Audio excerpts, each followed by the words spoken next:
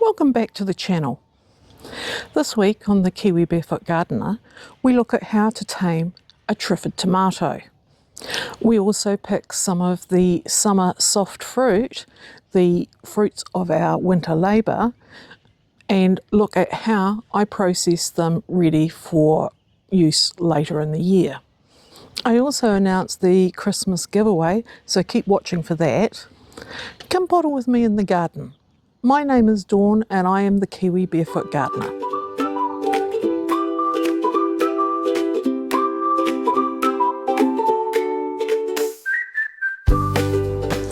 Good afternoon. Well, it is Monday the 15th of December.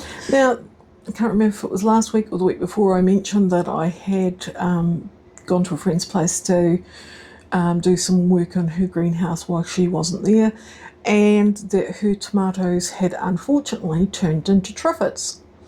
So I said, does anyone want me to look at what to do with a triffid? And there were some people that were keen on that, so that's what we're going to do today. How to tame a triffid. Well, how to tame a triffid tomato anyway. Now, I hadn't tidied up my tomatoes for about 10 days, and with the warm weather, the feeding and the watering, they're starting to go a wee bit nuts. So they're just at a good stage for us to go and look at this. But before we get into that, we'll just have a quick discussion around tomatoes in general. So the two basic main groups of tomatoes are determinate or indeterminate tomatoes. And I always struggle trying to work out which is which, but I think I've got it this year. So determinate tomatoes are ones that will grow and fruit in a short period of time. So they have a determinate season. So they'll do what they need to do. All the fruit will come within a week or two, 3, and then that's it, they're done. So one of the more common ones that we know about is the Roma, and to try and get it in my head, I've looked at it as that Roma, being a determinate tomato, is a bush tomato. And with bush tomatoes, they're the ones that you don't want to do a lot of work on, that you can avoid, but we'll look at what you can do and need to do to keep them healthy. Now, indeterminate tomatoes are basically things like all your cherries, well, the majority of your cherries except for your patio hybrid type ones, your beef steaks and things like moneymaker, etc. So that's really the two main groups, and by knowing which is which tells you what you need to do. Though if you let a bush one go completely nuts and not tie it up and do a wee bit of trimming, it's going to be just as bad as a indeterminate vining tomato, and you'll have the same issues. So what we're going to do is look at a indeterminate tomato first, so a vining tomato, and this one that I've got in front of me is a cherry type, and it's called Brad's Atomic Grape, and it's a relatively new variety to New Zealand. I grew 5 seeds out of the 10 that I bought, which cost me $6. Yeah, it was a bit steep, but I had heard a lot about this tomato and I really wanted to try it out.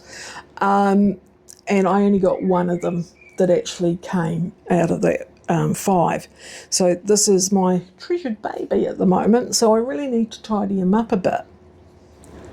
So probably the biggest thing about indeterminate tomatoes, vining tomatoes, or any tomato actually really, is that you need to give it support. Doesn't matter if it's a small patio one or a big vining one like this, they need something to support them. Otherwise they'll be like the triffids that I was dealing with the other week, had flopped over, doubled over on themselves and had tied themselves up in knots. When they do that, they don't get good airflow, they're more prone to disease, they're harder to water, the fruit isn't produced as well, a whole myriad of things can happen. So for my tomatoes, I do a combination of a stake in the middle, because I just find that easier, and use that to put the main stem along, and then I have the cage to help support it and the laterals, etc. Not the little laterals that we pull out, but the branches, I should call them. So you want to be able to support the branches. So what we're going to do today is tidy this little devil up because he's become a bit unwieldy, and I need to make sure that he's got plenty of air going around him. It's hot here today and it's a wee bit sticky in here because I've been watering, so it's important that I keep the airflow going around the main part of the tomato as much as possible. So what I'm going to do in a minute is I'll bring you in a wee bit closer. I'm sort of jammed in here because I have stuffed so much as I can in here. I can only just get the chair in and end up doing a pot shuffle to do any major work on my tomatoes. So I'll bring you in a wee bit closer and we'll have a look at what's going on with this guy. I just spotted a tomato on there. So that is awesome. Yeah, and as you can see, there's plenty of flowers on there and more flowers developing. He does look a bit droopy today, mainly because he's due a water. So I try and not water every day, and he didn't get watered yesterday. And actually, I don't think he got watered the day before because I had a few things on. And the pot is light now, so it's definitely watering time. I've just watered my no-name tomato, which looks like it might be a beefsteak of some sort, and I've just tidied up my patio snack cucumber. So I've pulled him out so that we can have a look, but I'm not going to be able to be in frame and him at the same time. I'm sure he's a him. He has to be a him with a name called Brad. Just thinking about it. So when your tomato gets really unwieldy and is bent over and things like that. Oh, look, we've got a white butterfly. Go on, off you go, thank you. The first thing you really need to do, and if you can, and it might be quite difficult due to all the branches and what have you, is actually to find the main stem. And the reason why it's important is that you really only want 1 leader. I've got a tomato out in the garden that unfortunately has got 2 leaders, and I'm not quite sure how that happened, but I'm just rolling with it for now. And it's one of my money makers, and it's not the end of the world. But what you want to do, especially with something like cherry tomato, is to try and keep 1 leader. Now you may have to choose what that's going to be, and you may have to, you may have to sacrifice a leader if it requires you to be able to actually get the tomato under control. So this is my main leader here. It's quite prominent. You've got lots of little shoots that I need to pull off, and he needs tying in at the moment. So I'll grab some stuff in a sec and I will tie him in. So when you're tying up your tomato, your main leader, don't tie it hard up against the stake because it's going to grow fatter. So I tend to just make a loop, and there is this fancy sort of thing that you can do, which I've never worked out with making loops and what have you that allow them to do it, but I'm not that fancy. So you may not quite see that. But yeah, I've got my loop in there, so that's all good. And I'll move the camera up in a sec and you can have a wee bit more of a look. Okay, so that's a bit better. Not quite sure. Yeah, no, I'll do one just there and tie him up. As I said, he's a bit floppy at the moment. He needs a good drink, so I'll give him a drink. There's one school of thought that you should let your tomatoes become a bit floppy between drinks. Can't remember quite what the rationale was there. It was something to do with not over-watering them, but yeah. Right, so that's probably a wee bit loose. I might tighten that up in a minute. So that's my main stem done. Now, if he was bent over and all you know, scrunched up and what have you, then I would have to have probably taken out a leader, you know, a secondary leader or something like that. Right, so now I've got multiple branches and side shoots, and I really need to get rid of them. So it's just a matter of working your way through your tomato plant and getting rid of your laterals. Now your laterals are the little side shoots that, for a better word, start in the armpit of your branch. So this here, I think you can see it, where the branch comes out, there is where the lateral usually comes out, and you want to take them out. It's just to reduce the work the tomato has to do and produce lots and lots of branches, because you don't need them. What you want is you want your main branches that will then produce your flowers and your fruit. You are looking a bit sad, aren't you? Now what's going on here? Oh, I see. You've got a bit twisted. Not sure why. But anyway, so I'm just going to quietly take out some of these laterals, and then we'll look at the branches and what we need to do about tying them up and what else we need to remove. So just give me a few minutes. We'll be back. Okay, so I've just repositioned the camera because I want to try and show you something. I'm not sure if I can, but so in here, this branch, well, that is actually a lateral that's growing, and it's quite a significant size now. I've just removed one similar, but what I'm actually going to do is a wee bit probably counter to what I've just been saying, is actually I'm going to remove the branch there and keep the lateral, because this branch here, it's actually crossing it, and I just wanted to open it up a bit. So the lateral itself is actually more useful to me because it's got big and I've missed it, than the actual branch, which is taking off the other way, a way I don't want it to go. So I'm just going to go in there with some clippers and take off the branch, get rid of that, and I'm going to leave that lateral there instead of the branch, and that just frees that one up from being crossed over. Okay, so we're now at the point where I just need to thin this a wee bit. So as you can see, a lot of these are coming all the way out, and I try and keep my tomato within the cage as much as possible. And what I will often do is, on branches like this that come all the way out, I'll actually just trim them and take the end off, because you don't need the whole branch.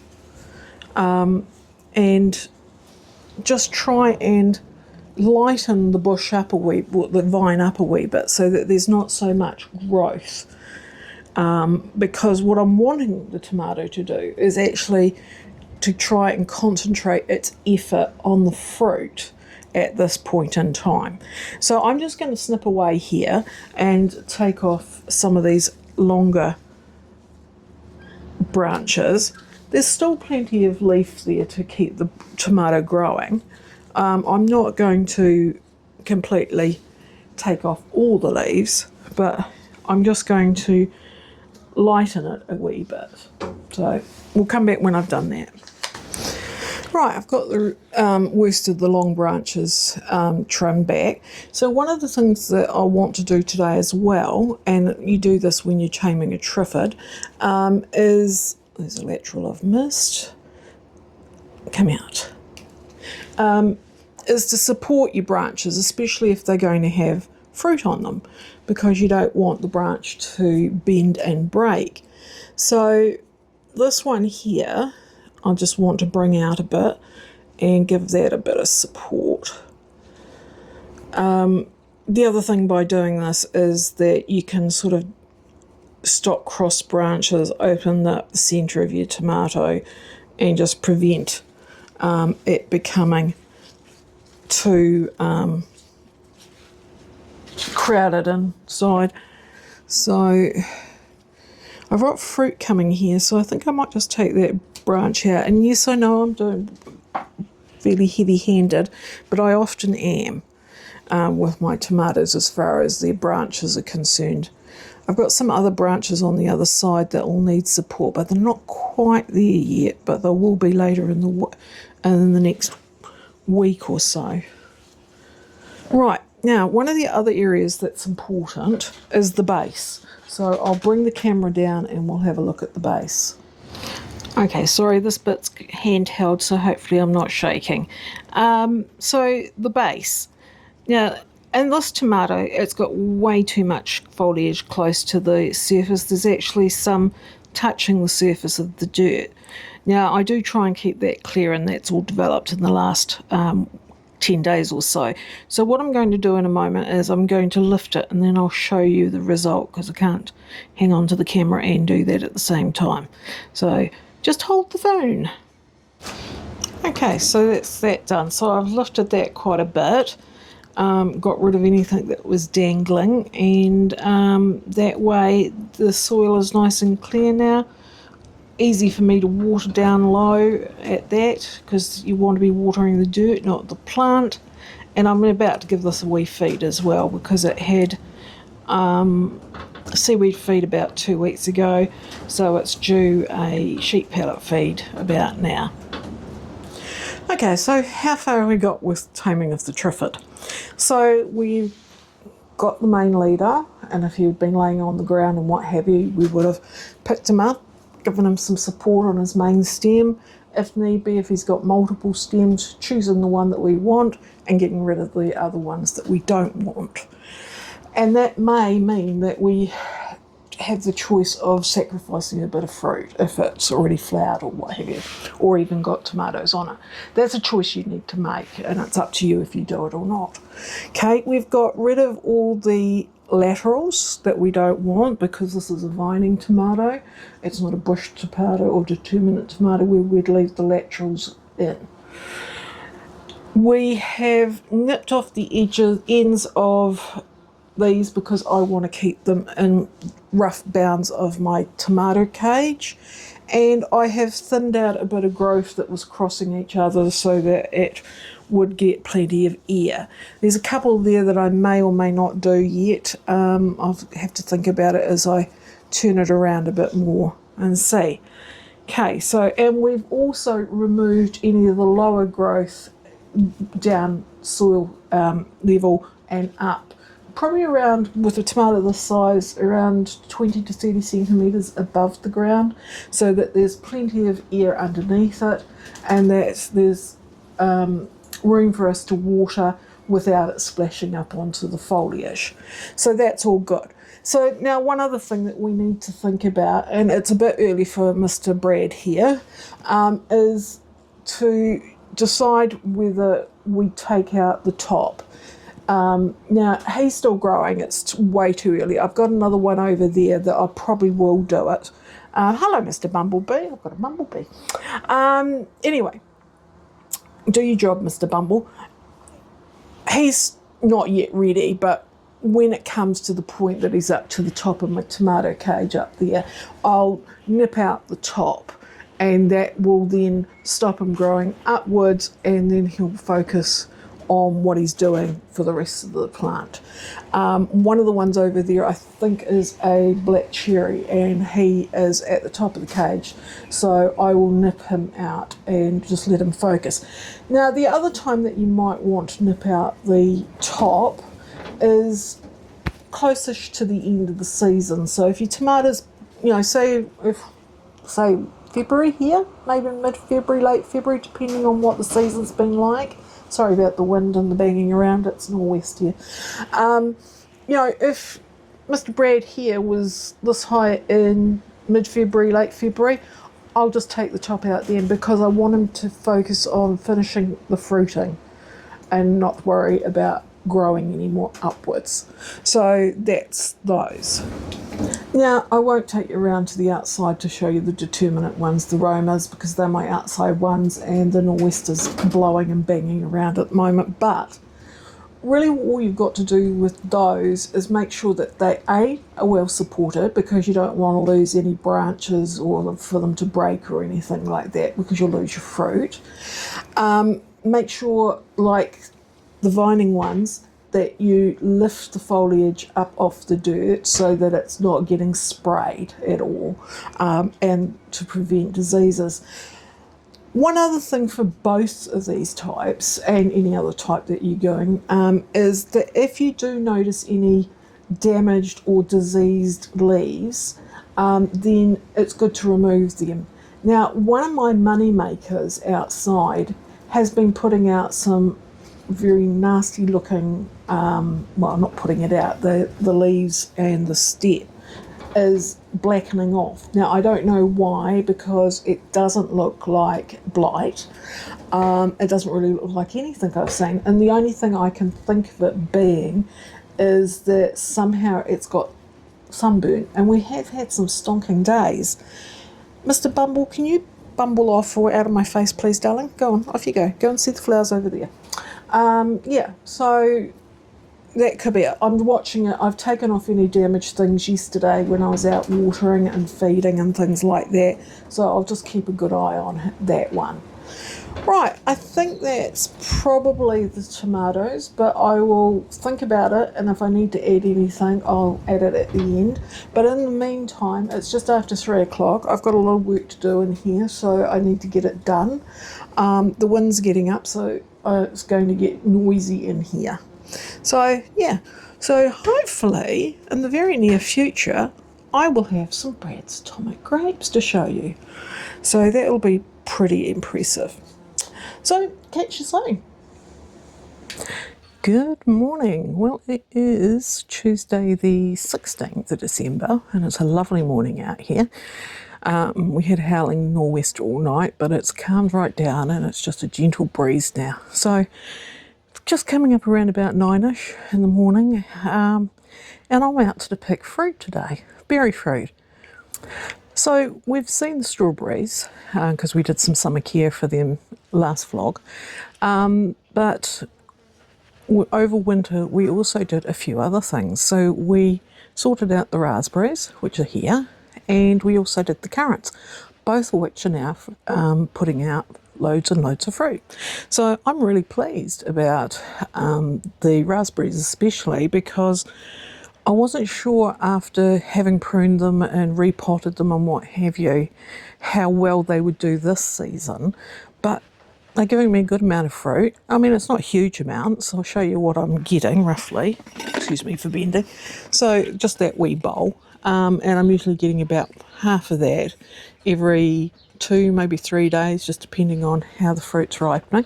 But we've had a couple of warm days, so there's quite a reasonable amount of fruit on there now. And hopefully it'll keep picking through till Christmas and I can have a bit of raspberries for them. So I thought this morning we'll pick some raspberries, we'll pick some currants, and we'll pick some strawberries together. And at the end of all that, we'll see what I got. So I'm going to do a wee bit of speedy. I haven't done that for, well, I have done it, but I haven't done an announcement of doing speedy for a while. And at the end of all the picking, well, see what I go.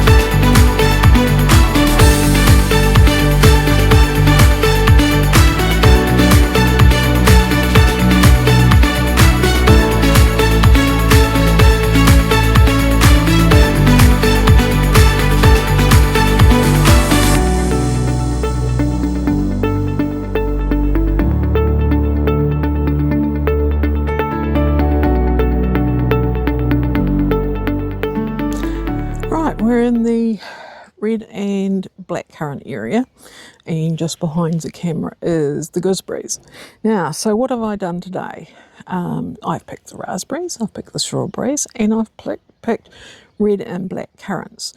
The red and black currants took me a while, but that's fine. So we'll have a look at what I got.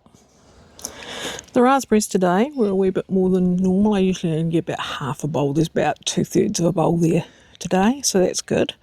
When I process these, what I'll do is I'll wash them, and then I'll just pop them out onto a paper towel for a while to drain.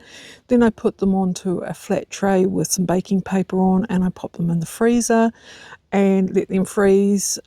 And then within a couple of hours, because they freeze really quickly, I'll take them out, and then I will put them into a container until I have enough. And with a lot of these, I'll either bake or I'll make some raspberry jam, and or both, hopefully. So that's all good. Got them sorted. Then there was the strawberries. I didn't get as many today as I normally get. I think I'm sort of in between flushes. So I've got probably about 1/3 of a colander here.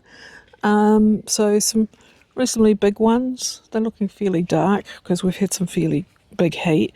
So some of them will get eaten fresh. A few did get eaten fresh off camera. But yeah, I'll chop them up, the ones that I don't eat fresh, and I'll freeze them. And then some of them get turned into smoothies, and then others will get turned into strawberry jam, or use some for baking. Now, for processing these, all I do is wash them, chop off the top, and then for freezing I just cut them into quarters and then just bung them straight into the freezer into a container. I don't lay them flat or anything, there's just too many of them. So yep, that's what I do with those. Now with the black and red currants, this is my final pick for these. I've done pretty sure 2 full picks before, maybe 3, and they do take a while to pick, especially when you start picking them, like pick 1 or pick 2, because you're only going for the ripe ones, not the whole truss. They usually come in a sort of like a little truss of them. But today I was just doing the final pick, so I picked a lot of them just trusses, but they still take a while. And while there doesn't look a lot, that took a while to do. So yeah, pretty happy with them, and a few more on the black currants. Now with the currants, I'll just pop these in the fridge to start with, because I want to do the raspberries and things first. But once I'm ready to process them, then I'll wash them. I don't wash them and then put them in the fridge, because even by draining them or drying them as much as I can, they end up in the fridge wet, and that just sets up a environment for them to get mouldy and rotten. So I'll just put them in as is, and then I'll once I'm ready, I'll wash them, put them out on a paper towel, drain them a wee bit, do exactly like I do with the raspberries, pop them onto a tray, freeze them. Once they're frozen, into a container. With these, I'll either do some baking with them. I haven't got enough to do any jam, I don't think, or jelly, red currant jelly. I might have, I'll have to have a look, because this is, as I said, my 3rd or 4th pick. So yeah, I'll see you with that. But with the black currant ones, so I've actually got quite a few of these in the previous picks too. So what I'll do is exactly the same. When I'm ready, wash them, freeze them. Now, some of these are going to make black currant cordial, i.e. some people call it ribena, but black currant cordial. But I'll also make some jam and do some baking with these. Now, with the cordial, I don't throw the pulp away once I've used the juice and, you know, got the cordial. What I do is I actually usually refreeze that until I'm ready to make a jam with them, and make the jam, and then just add the extra pulp, and it just gives it a bit more body to it and helps thicken it a bit. So no waste with making the cordial. Right, so that's the fruit done today. I'm really pleased with that. I'm going to go and get myself a fresh coffee because the one I've got is now stone cold. And then I'm going to go and do a few seeds. But anyway, that's what happened to the plants that we tidied up and replanted and pruned, etc. over winter. They have fruited and they are giving me even more fruit. So that's great. So catch you later. Good afternoon. Well, it's Thursday the 19th of December and I'm ahead of myself this week and it's time for a coffee and a chat. Well, I do actually have a coffee, so that's good because I need it. It's lovely and sunny out here now and it's getting really hot, but we've just had a day of rain and I swear I could hear the garden absolutely singing because it was just so needed. The poor old garden was really, really dry. It didn't matter how much watering I did, it was still dry. So after my success of last week's vlog and keeping it in just around the 40-minute, I'm hoping to be able to do that again this week. So I'm trying to be very disciplined. But what did we get up to this week? Well, we tamed a triffid tomato. While that particular tomato, which was my Brad's Atomic Grape,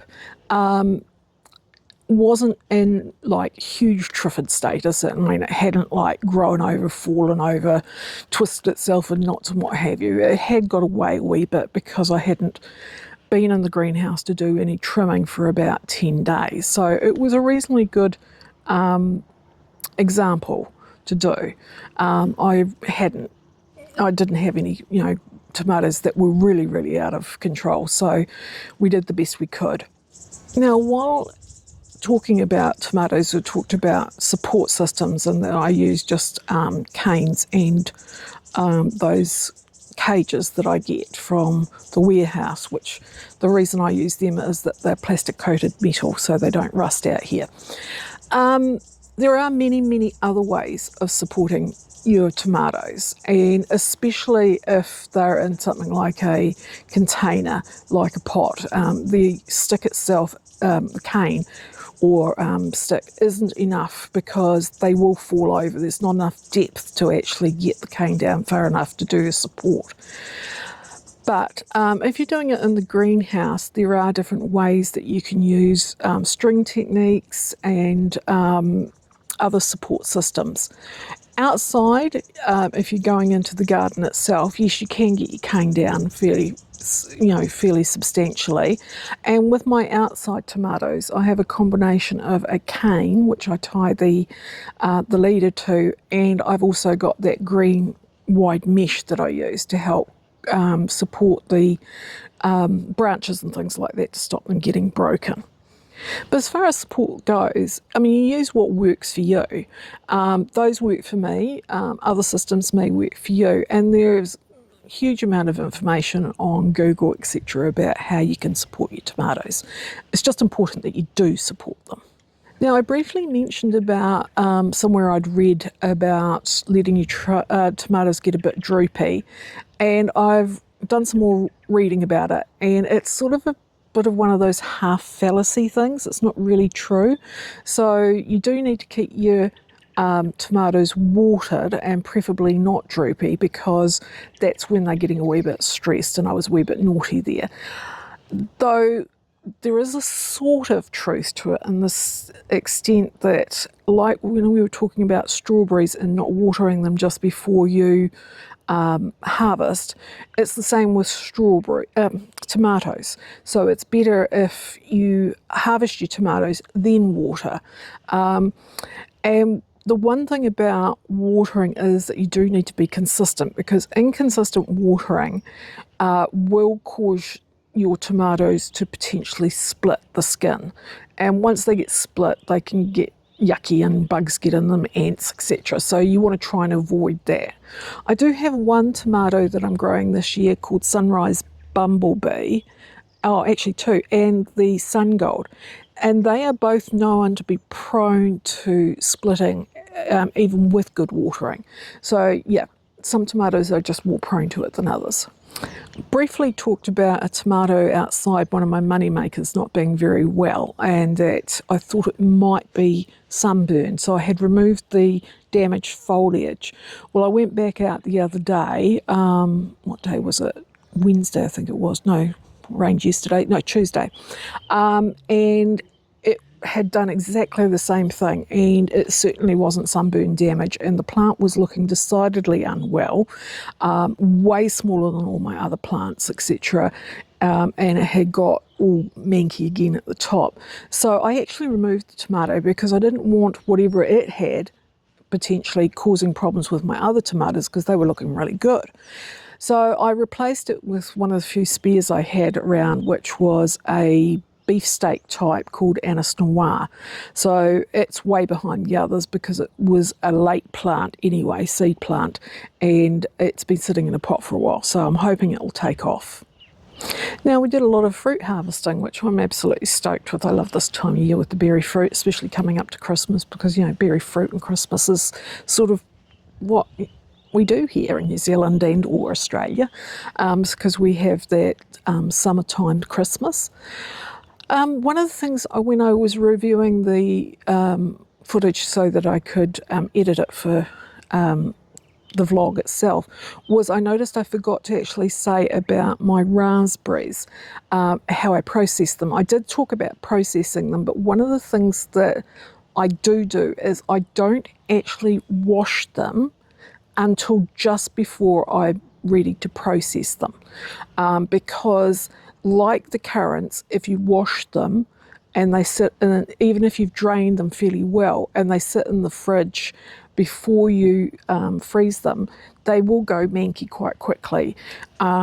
It's just one of the things with berry fruit, and raspberries and that sort of fruit like blackberries, etc., will go off quite quickly compared to something like a strawberry. So yeah, that's just that wee bit of clarification. Now, my gooseberries are ready. I'm not going to get anywhere near as much as I got last year, which is okay because I got heaps last year, really surprised. But I gave them a good prune last year and a tidy up and what have you, so they aren't fruiting on the new wood, they'll fruit on the second year wood. So there's a lot of new wood. But there will be enough there to probably make a batch of jam, because I love gooseberry jam. It is my favourite. But I'm going to need a big box of Band-Aids, because those gooseberry plants have got the most massive thorns on them. They are really vicious. And last year I picked them and I did manage to not get jab, which was really good. But yeah, not sure I'm going to manage it this year because the fruit is a lot further down. So now for the Christmas giveaway. So I'm going to have to read the stuff because I learned a lot last time around how to run it and how to set it up and what have you.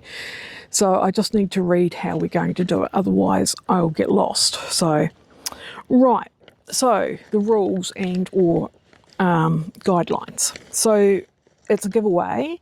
So it is a $50 MITRE voucher. Okay, got the voucher, ready to go. It is not sponsored by MITRE. It is actually sponsored by me as a Christmas giveaway for the people who are watching my vlog. Right, so the run time of it. It'll run from the time that this vlog, okay, vlog 31, is published at 5 p.m. on the 21st of December 2025, and it will run until midnight, Friday the 26th of December 2025. And the reason for that is so that I can draw and record who the winner is. So that's the reason for that. It will be announced on the vlog released on Sunday the 28th, which should be, off the top of my head, vlog 32.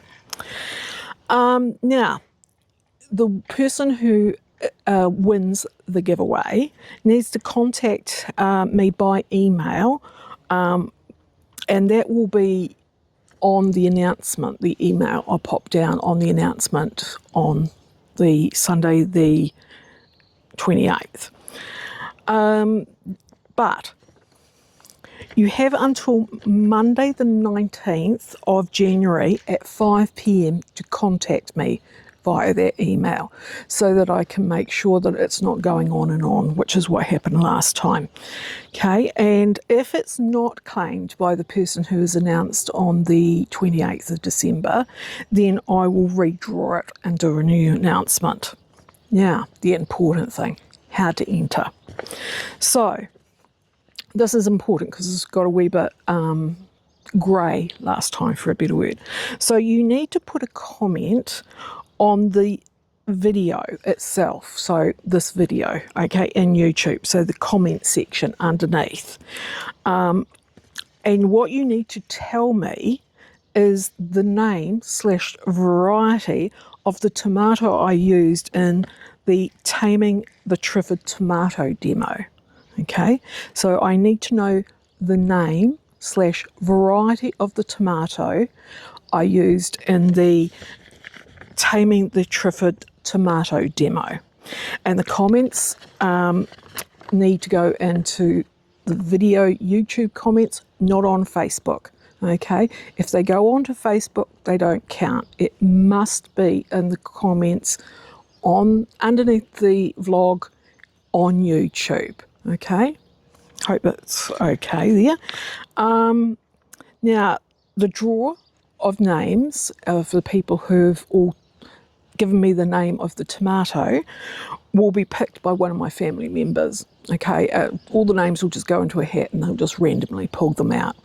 Okay, I could get the cats to do it, but they're not very good at that sort of thing. I did think about it, but I wasn't quite sure how to do it. So I think they're the rules and how to do it, etc. Just want to reiterate, the giveaway is not associated with YouTube, Facebook, or MITRE 10. Okay, it is specific to my vlog.